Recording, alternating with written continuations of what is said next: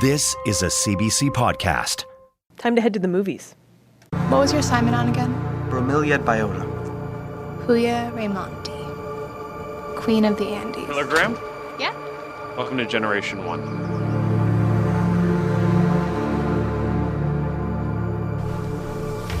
If you weren't leaving, you'd probably only be a few years away from marriage and children anyhow. Just think of this as the same thing, but without all the complications of finding the right man. I don't think I'm going to tell anyone. You have to tell Dad. No, I don't. How would you feel if I left forever without saying anything to you? All of our elites will be given the opportunity to communicate via satellite with their loved ones here on Earth once they arrive on Mars. Are you trying to run? They don't tolerate sabotage. Maybe Arrow can get you out of this. Nobody gets out of this. I mean, we're in the process of moving mankind to another planet. They are matching strangers based on data, having them bear children, and they have no say in the matter. It's state-sanctioned rape. Everything ends, Pillar. Doesn't mean everything's a failure. It lives in the high Andes mountain range in isolation. It has a reproductive cycle of roughly 40 years, and once they flower, they die. Their only purpose is to live and reproduce. Do you know what I find fascinating about the Queen of the Andes? Everything. Nothing. So that was a little clip from the New Brunswick feature film, Queen of the Andes. Now, the Silver Wave Film Festival began yesterday, and it's an annual event that celebrates New Brunswick's homegrown talent. And it also brings a couple of lesser-known films from around the world to the province. Our film columnist Jericho Knopf has been watching up a storm of some of these films, and she joins us to share her festival picks. Jerry, good morning. Good morning. So for folks who aren't familiar with Silver Wave, maybe tell us a bit about the festival first. Absolutely. So Silver Wave is New Brunswick's English Film Festival. There's also a Francophone Film Festival. It's put on by the New Brunswick Filmmakers Co-op, and it's been taking place for 21 years. So it was originally created to sort of celebrate the talents of diverse filmmakers who are creating films in New Brunswick. And as you mentioned, they show both features and shorts from New Brunswick, the rest of Canada, and a few international films as well. Now, not everyone is ready to go back to a movie theater right now. How are they kind of doing this and organizing the screenings in the pandemic? So this year, as you can guess, is a little different. The festival organizers have created their first ever hybrid film festival, so there will be a couple in-person events held in Fredericton, but most of the programming, film screenings, Q&As, other kinds of programming will be available online. And the in-person events include the award show, the gala screening, and a special New Brunswick Shorts showcase. Cool. So we heard a little bit there from Queen of the Andes, and the festival is actually highlighting that one this year. Maybe you could tell us a little bit more about the movie. Absolutely. It's so good. Queen of the Andes is about a woman named Pillar who in the near future has been drafted to be one of the first colonists of Mars against her will. And the movie tells the story of Pillar's last days on Earth as she tries to find a way out of going to Mars and tries to, figure out whether or not to tell her family and friends that she's leaving. And the film stars Bria McNeil and Haley Chown. It's the brainchild of Fredericton filmmaker Gillian Akerman, who both wrote and directed it. And I really, really liked it. It's a beautiful character drama that explores themes of loneliness and isolation, desperation, and how to maintain relationships. I love the way they were able to create a sci-fi film on a low budget because they focused on the characters, and I loved all the sort of New Brunswick Easter eggs that were sprinkled in throughout the film. Akerman actually said that this was intentional. She wanted to give the feeling of a specific place to add to this homesickness that Pillar feels for a home that she hasn't yet left. So there's local art on the walls, there's local music and band t-shirts. It's kind of a love letter to Fredericton and New Brunswick. That is cool. You've been watching some of the other features, eh? Like what other ones are worth checking out? Man, I watched so many movies this week. 1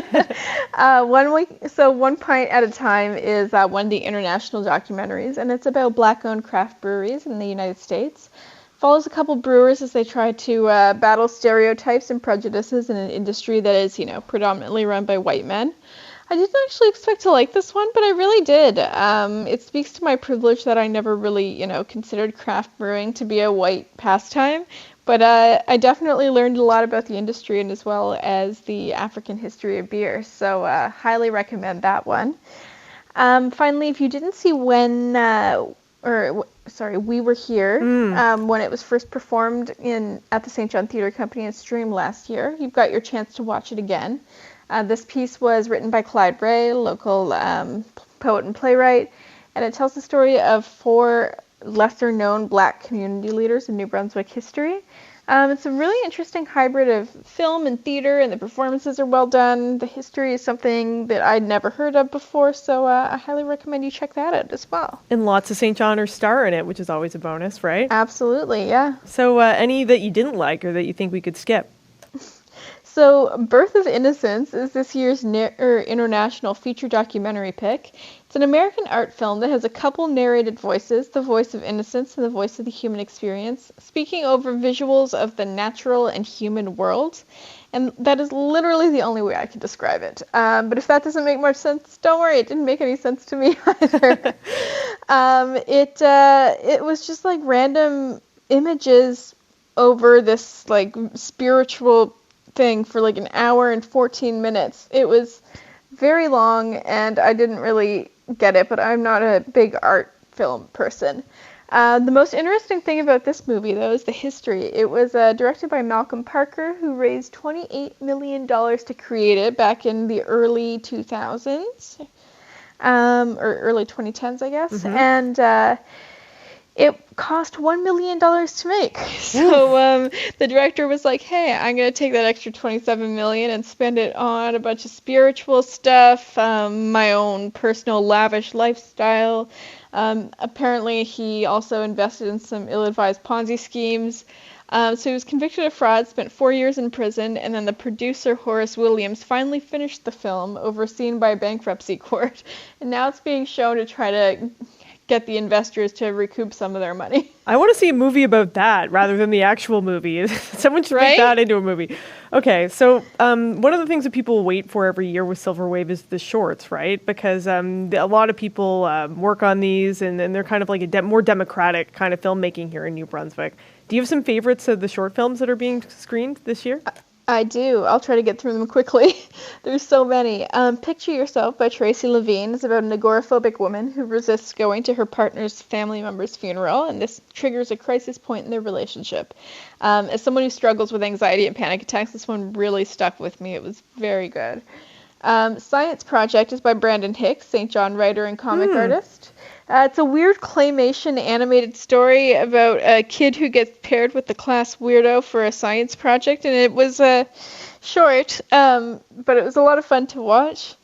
And then I Am the Warrior is a beautiful animated story about generational trauma residential schools, about a woman who escapes in her mind to try to be the superhero in her mother's story, and then realizes her mother was the hero the whole time. It's heartbreaking and heartwarming at the same time, and just a beautiful story. And then finally, Jerry Can is about a grifter posing as an environmentalist living in a van who meets a man who's onto her ruse. It's an interesting story of the double standards of van living for rich and poor people, how to navigate poverty and homelessness in the modern world, and I really liked it. Those are my picks. Cool. So how can people check out some of these movies and check out the festival? All of the online content is free to access, except for the in-person shows, which I guess isn't online. So those are $15 at the door. Everything else, you can Google Silver Wave Film Festival and stream all of the films on their Eventive page until November 11th. Awesome, Jerry. Thanks a lot. Thank you. Have a good weekend. You too. That's Jericho Knop. She's a freelance journalist, and she reviews movies and TV for us here on Information Morning St. John. For more CBC podcasts, go to cbc.ca/podcasts.